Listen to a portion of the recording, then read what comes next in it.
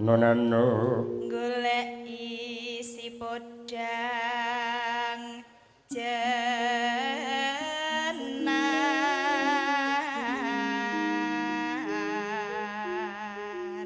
retiten nang salang tambah manise ibu yen lakonnya ning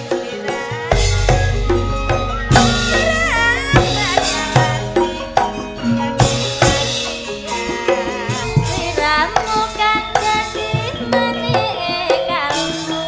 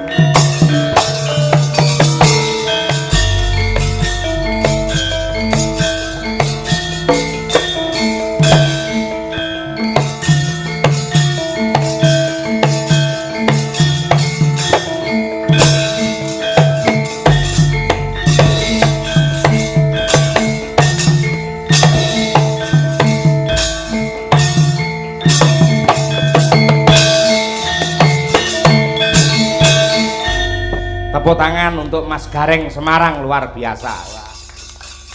Taksih energik luar biasa tenan iki. Iya. Lah. Lagi disesuaikan, Mas. Sesuaikan Wong piye? kiprah nu kudu energik. Kiprah nu kan lemes nggih mboten dereng kiprah. Nek kok ya tetep ngangge gejik barang tetepan. Lho lah wong pancen iki bawaan kok. Oh, gawan. Siliwanti lelena ginawa mati. Waduh, iya nggih. Lah, nggih lowong Mas. Nggih. Nggih elek-elek ning nggih iso nadyan ora apik. Nggih. Ning tetep semu tegese teknis-teknis utawi teknis dasar ing magepokan kalian joget jenengan cetha lamun to menguasai. Mboten namung sae, ning enten semune lah. Golek semu ngoten niku sing angel Mas Gareng. Nggih niku yen mboten deles utawa sinau wiwit cilik nggih mboten bakal ketemu. Nggih. Sing genah kudu seneng sik. Oh, pertama seneng dhisik. Nggih. Nggih. Mergo riyen ajeng seneng kali profesi liya mboten iso utawa mboten mampu. Heeh. Pancen telacer seniman mula nggih kula udi ngen seni. Mergo ya tedak turun gareng ngoten ta. Nggih, dadi niki salah sijine kula membanggakan orang tua itu yaitu dengan cara saya napa ngunduh ngelmune wong tuwa. Mbacotake darmane wong tuwa. Nggih kaya jenengan wau anake mayang betapa bonggone. Bangga lho. Seneng kok bangga-bangga. Lagi seneng dalang anak iso dalang niku wah kanugrahan sing sejati niku nggih ngoten niku. Nggih, jenengan Gareng putrane ya Gareng. Anak kula cewek kabeh kok. Iki jane apa to iki? Malah jago wong nyambut gawe wis sumuk disorot lampu. Jadi nggih alhamdulillah kula niku diparingi anak turun cewek-cewek sedaya. Yen kula ken Gareng nggih mboten napa-napa ning mboten biasa.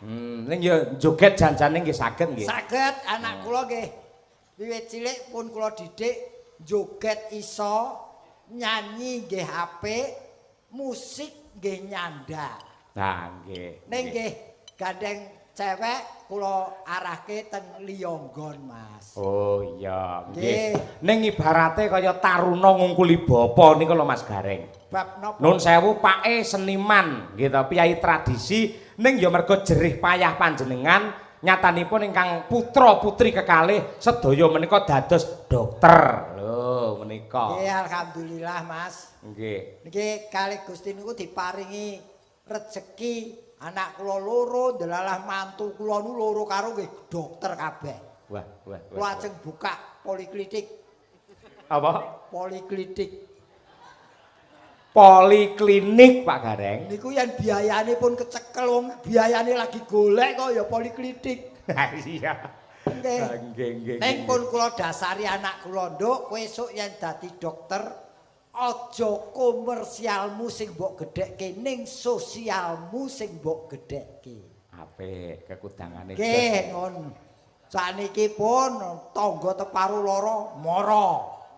Tanpa diperintah niku pun angger ngerti konten sampai membelikan obat pun dia mau. Wah, luar biasa. Dadi otomatis ngeten lho Mas Gareng. Napa? Putra-putri kekalih sedaya dokter, mantu loro ya dokter kabeh. Tegese kesehatan panjenengan berarti terjamin tenan niku. Oh, dereng karuan.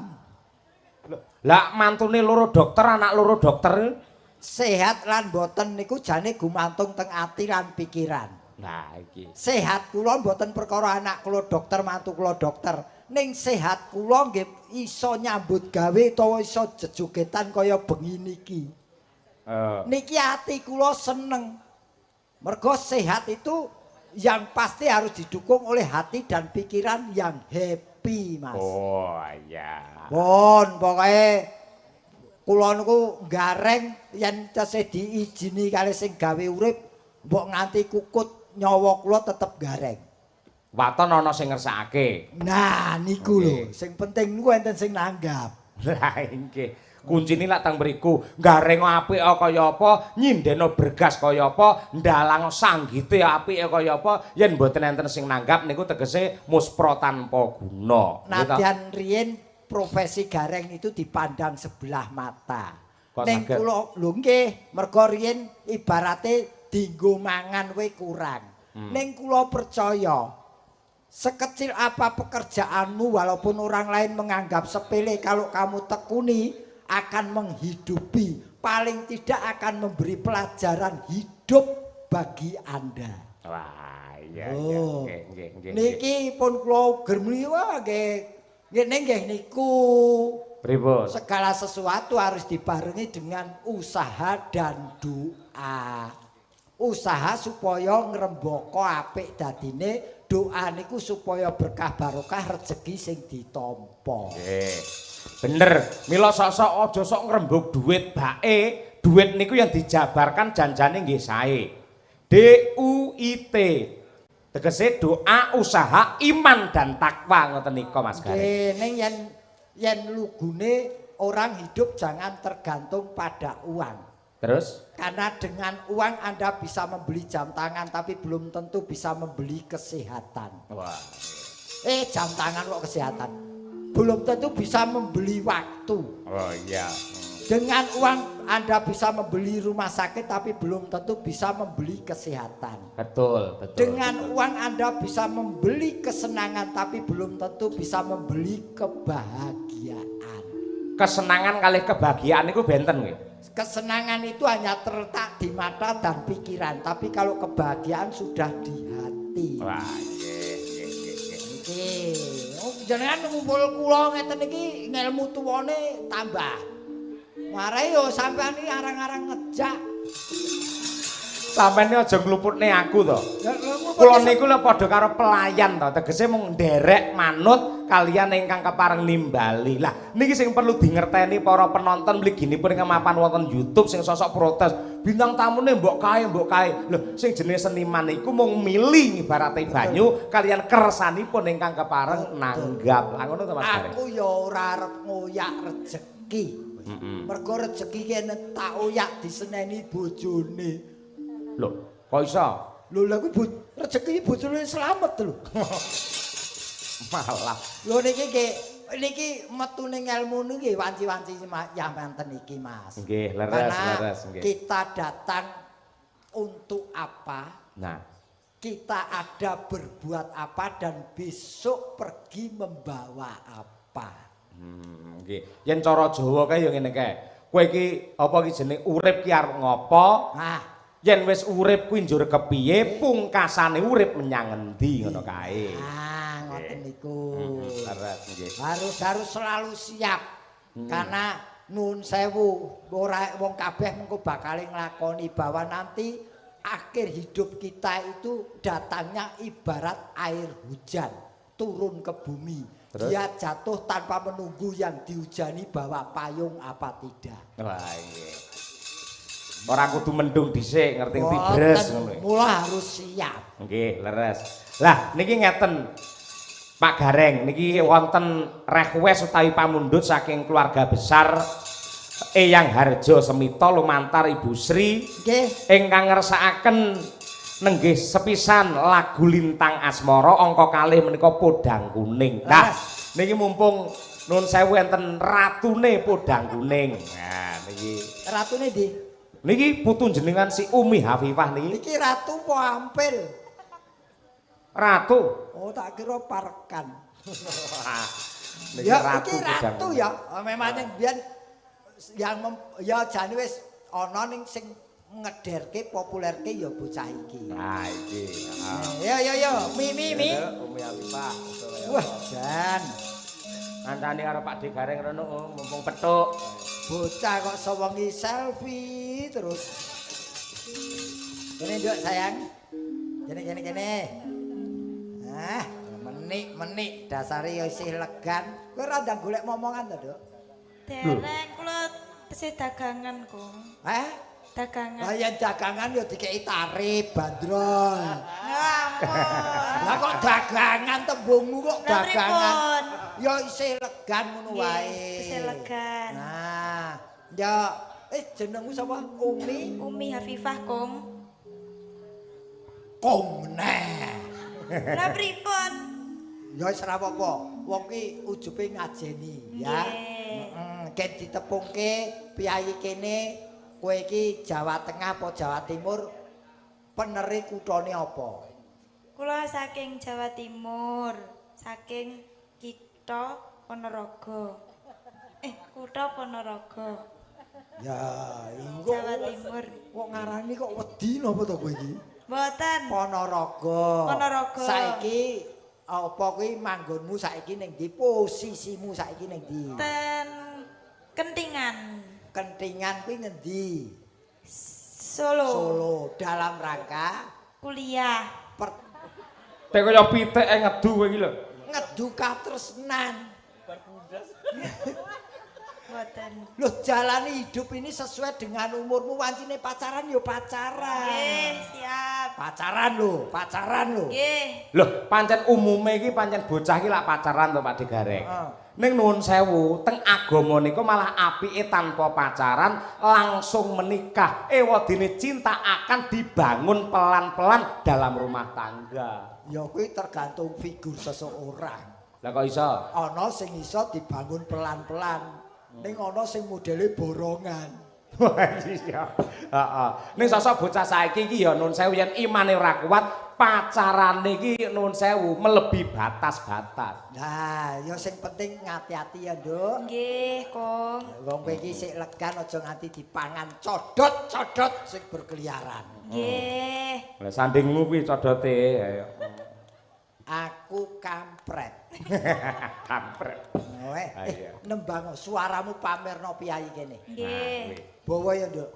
Nggih, Kong. Nah, ya sekono tuh. Kok tuh? Aku ngundang aku kong, aku ngundang kowe ya tuh, putu. Oh, putu. Nggih. Ya Nduk Asmarandana podang kuning diaturake keluarga besar Bu Sri. Ayo. Natian wujud temong peksi. Dian ngatasé ilat kerep go melat-melet lho nyuwara kok apik lho. Angger Melat-melet piye to? Angger selfie iki lho. Iya. Sesuk aku sesuk HP-ne iku lak didilati bocah. Aku yang gumun cah wedok jaman saiki ya ora mung Umi, Winong Birgita iki padha ae. Winong kuwi saya. Lumrah iki lumrah ngene Winong yen selfie lho ngene. Kok ngecek kuwi. Iya. Jebul blet guyu. Wah enak ora.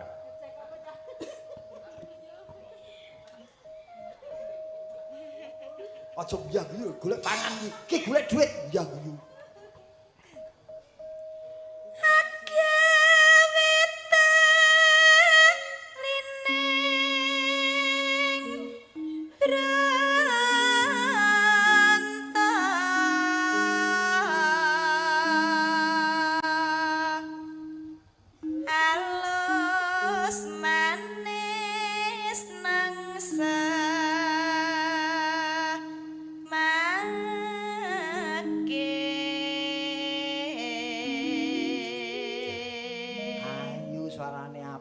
Diapusi cah lanang. Ora diapusi, ngapusi dhek iki. Ngapusi kok. Mboten.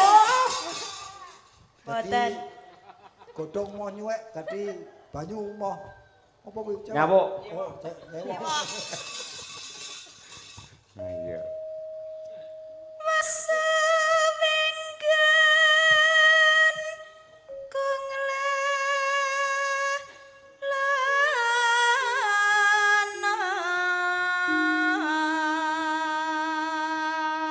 Nonano golek isi podang jenar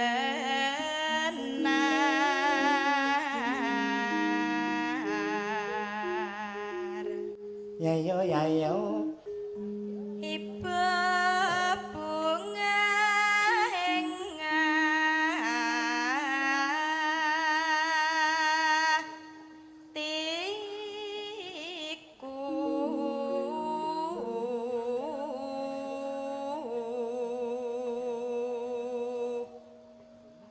nyanding bisa dadi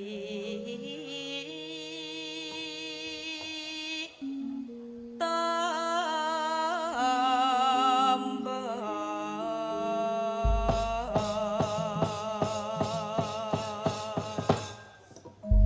Tembang Podang Kuning menika ugi kula aturaken dumateng Bapak Waris Sugiono kanthi dawuh Assalamualaikum Waalaikumsalam. Wilujeng dalu Pak nderek nyimak wonten Kuntadi Channel. Salam kagem Mas Taslim. Bah, ngono terus. Pokoke lek rung tumbuh-tumbuh disalami terus dek iki. Lah iya. Sugeng dalu Mas Sahyo saking Ngadinu Pondok Ungu Permai Bekasi nderek monitor. Nggih. Mas Sahyo sak rombongan tansah pinaringan bagas waras sedaya. Nggih.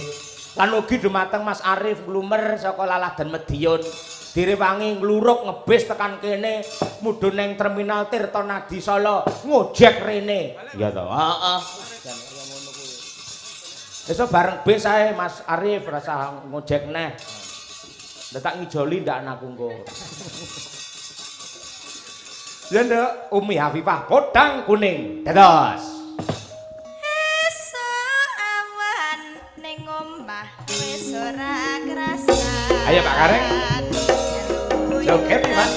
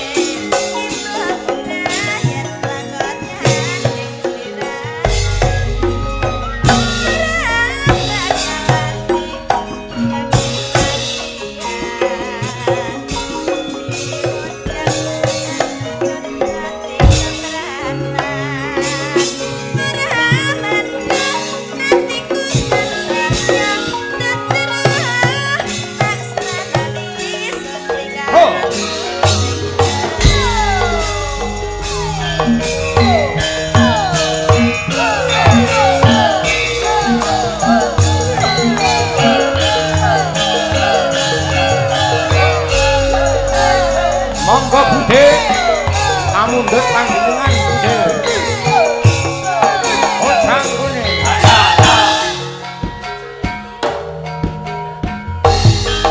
Oh.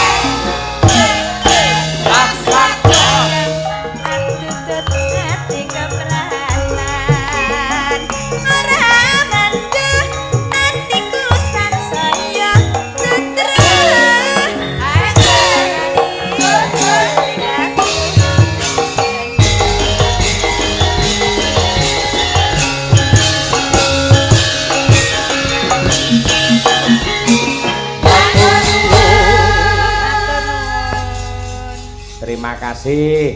Genduk Umi Hafifah. Matur nuwun ya, Nduk. Sir pong daleka.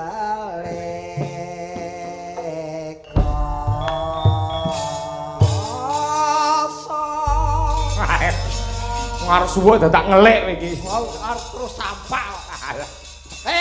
Yo, tak kenal maka tak sayang. Nggih. Kamu siap memperkenalkan sendiri-sendiri. Siap. Jenengmu sapa? Sing komplit. Jenengmu, jeneng. Hah? Jenengmu.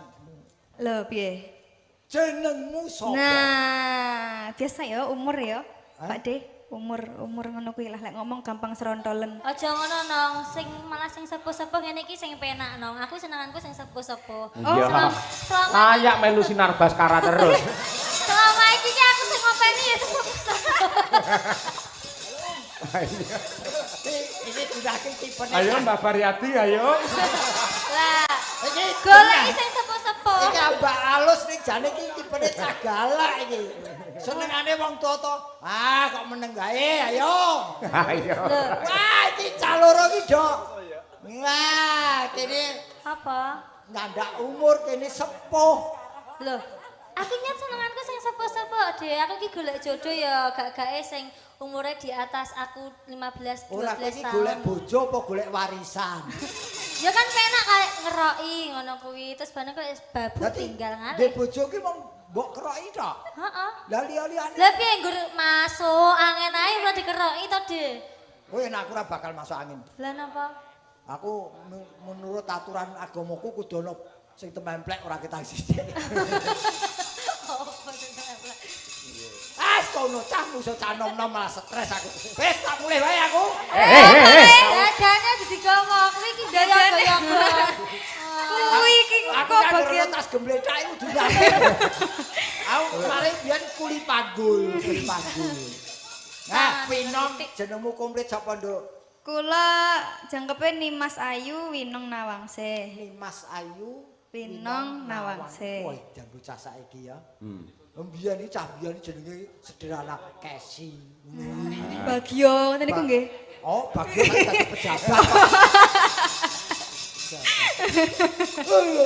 Nah, kan candi to kowe candi. Kula Tulungagung, Jawa Pak De. Timur ki Ponorogo, Jawa Timur. Nggih. Jawa Timur banyak menelurkan presiden-presiden yang luar biasa. Alhamdulillah. Awakmu kondi, jenengmu sapa sih jenengmu? Nggih, nderek pitepangan Bapak Ibu, kula Birgita Ayu. Birgita Ayu, heeh. Mau Elisa kursus iki. Orkarus Iki apa Winong. Iki Birgita. Birgita. Birgita ini malah fotokopine Mbak Elisa. Nah, kita itu sering Wajahnya dikira pawakane kembar. le centil bareng lak mirip. Biyen tak kira kowe karo Elisa Kakang Adi terus mboke Kesi. Loh, Ora, iya lah mungkin wis senior kok. Kula wingi lho Pak, wau dalu niku lho Pak. Ndek ingenane Ding Pak. Kula kan nderek ke Pak Sun Gondrong.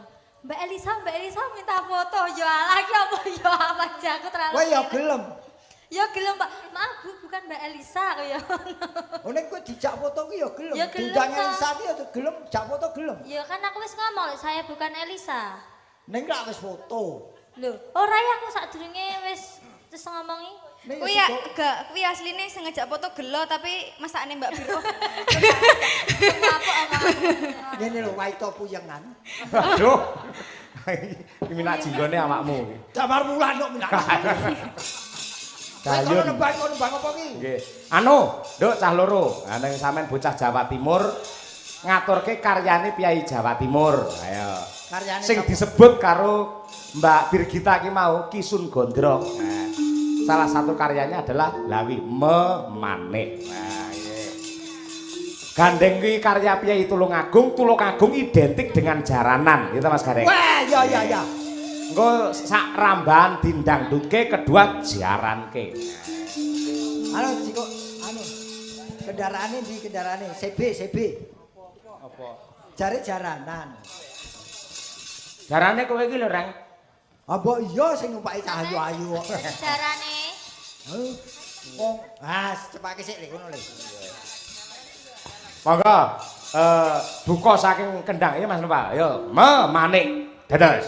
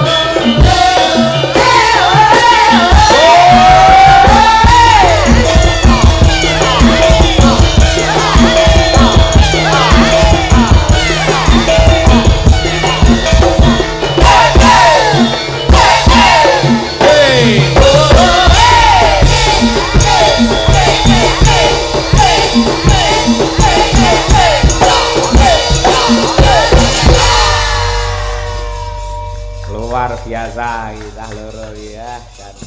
Mbak Lisa karo Mbak Tatin ya Mbak bareng. Apa ki? Cah loro iki ketemu lungguh tok ki. Ayo. None tak tanduk terang. Ayo. Yuk Mas Anang, yuk. Hoi.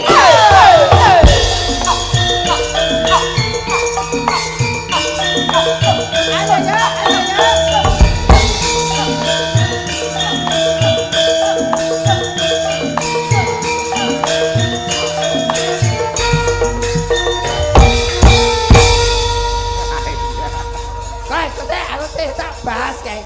Penyaronmu loro ke bareng sing ngadeg Elisa karo Tati kok rebut ngarep don. Ora latah doan kowe tembang apa-apa arep dibukani suku-suku bathok kuwi doan. Ayo kuwi. Wah. Iki terutama iki Raja Singa iki. Sapa iki? Raja Mala iki. Nggih. Meneng apa? Wah. Urut tuwa le. Wah, urut tuwa. Ya pancen tuwa iki gampang kesel kudu diurut kok. Wah, ra enak kuwi, ra enak kuwi. Jare urut tuwa. Oh, ora iki lho, cah sing ngadeg. Ayo. Pon ngadeg.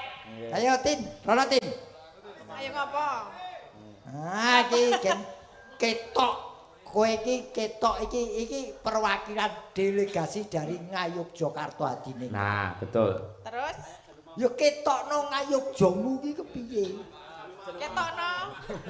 Ketokno sa. Ketokno ya apa? Ketokno map samu iki ketokno.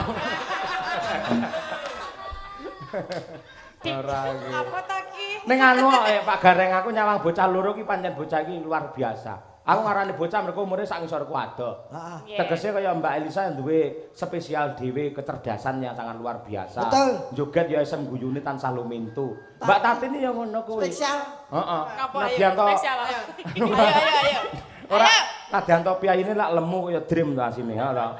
Rasah meni kaya dream. Oh, aku ora rampung lek Iki kono. tapi kayak kebangetan kaya dream iki berarti lu. Mbak meni lemu tok wae ya, apik lho dadak meni lemu kaya dream. Kok sik tarung rampung Nadyanto lemu. Heeh. Ning parandene jenengan iki solah bawane iki luwes kewes milangoni. Lho ngono kuwi. Lho sampean ditresnani karo Bu Sri, didadekne bintang tamu ning ndi-ndi, lek ora piyayi ning gemesne mokal. Ora milangoni apa milangkori? Milangkori. Dadi jajan. Bunder. Jasa desa malah milangkori. Loh, semuanya tuh pasti punya kelebihan dan kekurangan. Heeh. Nggih. Nah, ngono. Mboten sah. Apa jenenge rasa grogi, rasa isen kaya Mbak Brigita ya duwe apa? Keluwihan dhewe. Mbak Minong ya iya, Mbak Umi ya iya. Kowe lek yo keluwian to gajimu wis semene. Tapi arep sate gajih? Mau aku seneng aku kaya kok. Nggih. Ya kaya karo gajih iki apa bedane? Beda. Bedane apa? Aja maido. Apa marang aku ki bakul wak kaya rok kowe lho.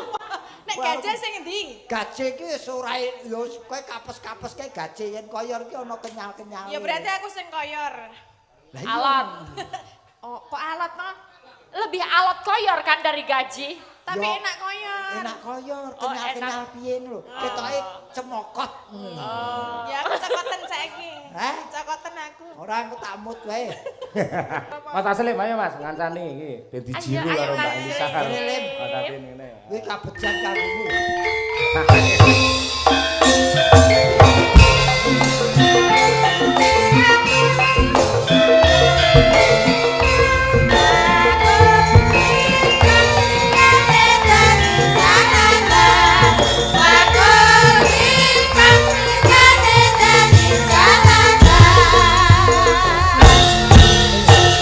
Mau ki jane kanca-kanca arep srepek sing gawe ide gundul-gundul Sapa pacul ya, danange lho. Danange. Sing ngendenge gundul-gundul pacul. Iki ora gundul. Lah kok Ya pancen ndase kaya ngene iki kan. Monggo. Ora wis raya. Sik. Aku tak matur. Berdoa dulu sebelum makan. Statusnya Mbak Tatin ya. ayo. Kamu pengen tak makan po? Iya. Ojo. Aja, lah ngapa?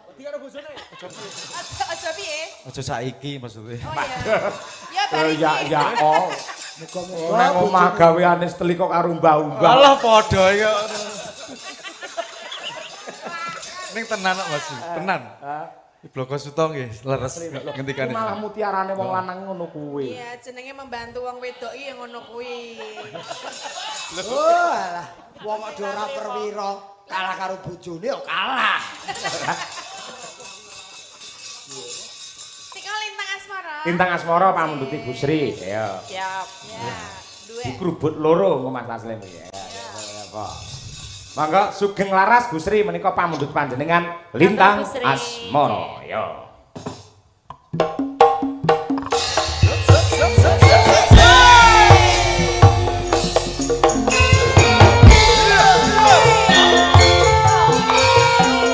Elisa on Karus Alaso. Ada kasih.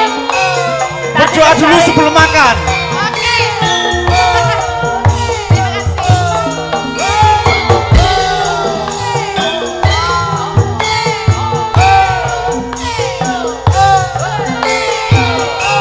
Padang karalu.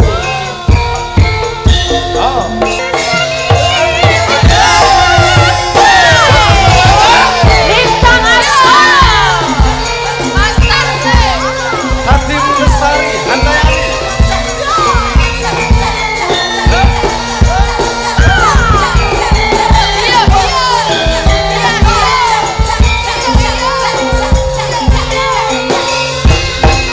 Hei. Siang pan loro ratri manis sing ati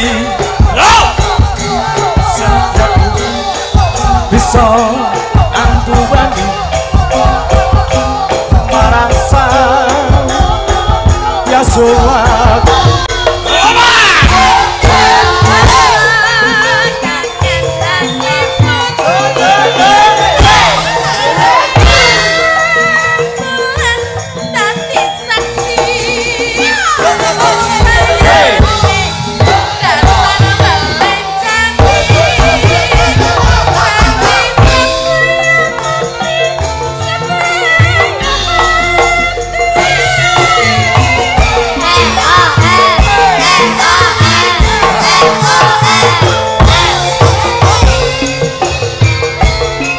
Untuk apa?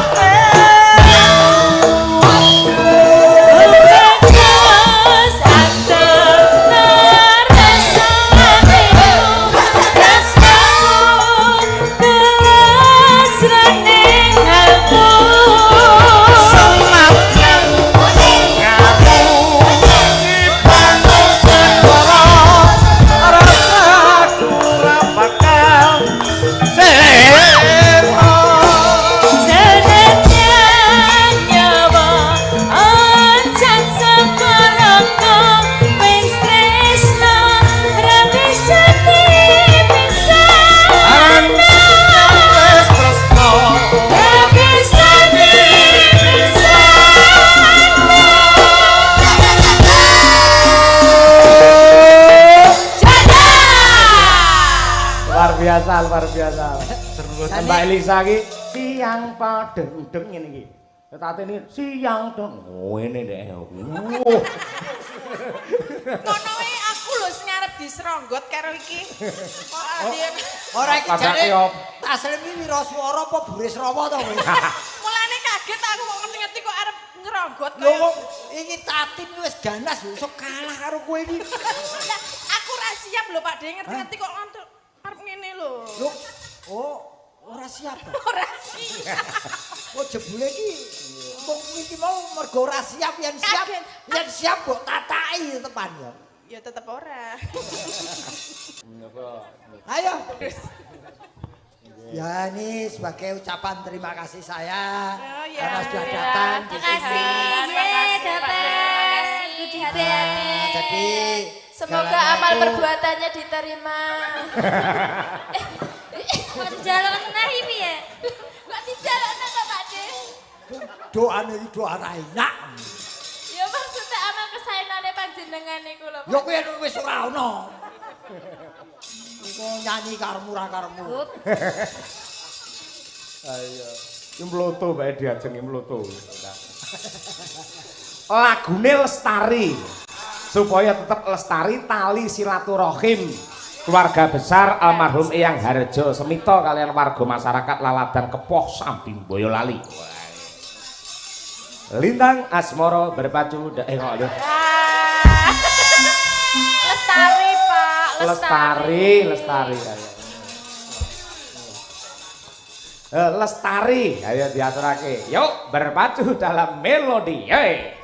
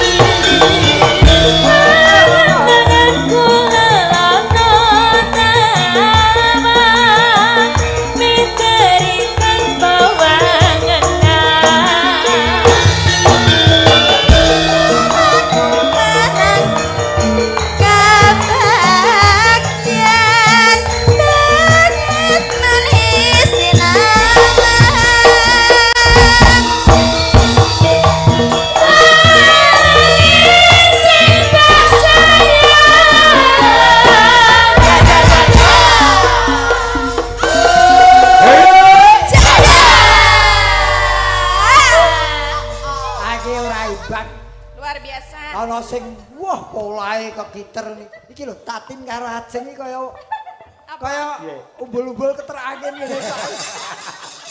Lah iya, kuareken kok kowe mergane kok. Lah iya. Lah wajib diapresiasi. Nggih. Lumayan lho. Ini kan sepenting obat. Penting obah lah, ngono bener. Soalnya kena jingklik-jingklik ngono ki nek aku tidak mawut ngono lho, Pak. Mawut itu sego kok. Jadi menjaga biar tidak mawut. Biar tidak stamina tetap terjaga. Iya. Menika pripun Pak Dalang? Nggih, Mbak Tatin, Mbak Elisa, Pak Gareng Semarang kula ngaturaken panuwun sampun kregengaken pargian ing dalu menika. Nggih, sami-sami.